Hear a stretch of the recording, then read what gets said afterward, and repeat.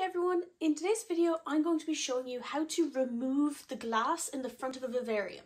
So this is pretty easy to do, it's very quick, and a lot of people just don't know how to do this either because they have bought a vivarium that's already been made for them, or they may have possibly assembled the vivarium wrong and that means they can't actually remove the glass. So what I'm going to do is I'm just firstly going to explain how it fits and then I'm going to show you how to take it out.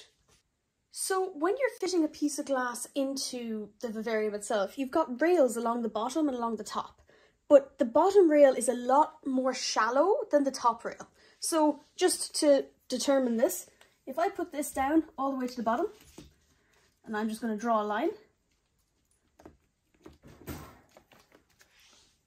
That is how deep that one is. And I'm going to use the exact same line, and I'm going to do it to the top rail.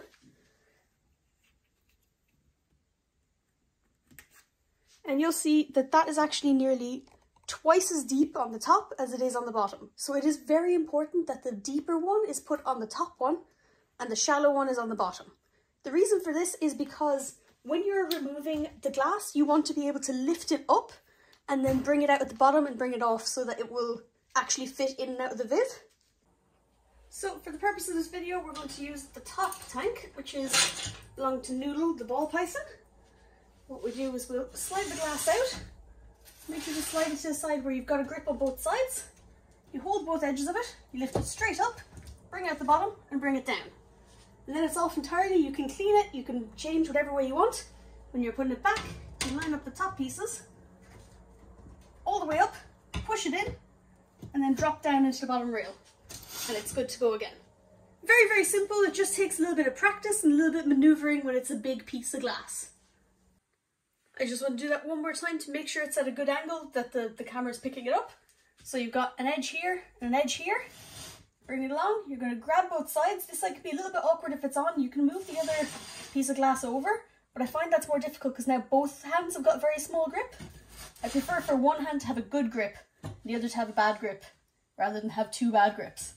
You're going to lift it straight up and it'll just slide out at the bottom and then you can just remove. Easy peasy lemon squeezy. And then to put it back, just make sure you're not going to bang the two pieces of glass off each other. Up as far as it'll go, in the bottom, and drop down. Make sure it slides. If it slides, all is well. And across. And done! So overall, it's not difficult whatsoever. As soon as you know what you're doing, it's actually pretty simple, pretty straightforward. There's a couple of reasons why you might want to take the glass out. Either you're building a new vivarium, something happened to, say, the wood, and so you're going to build a new one, but there's nothing wrong with the glass, so you can still use it, so take it out and put it to one side.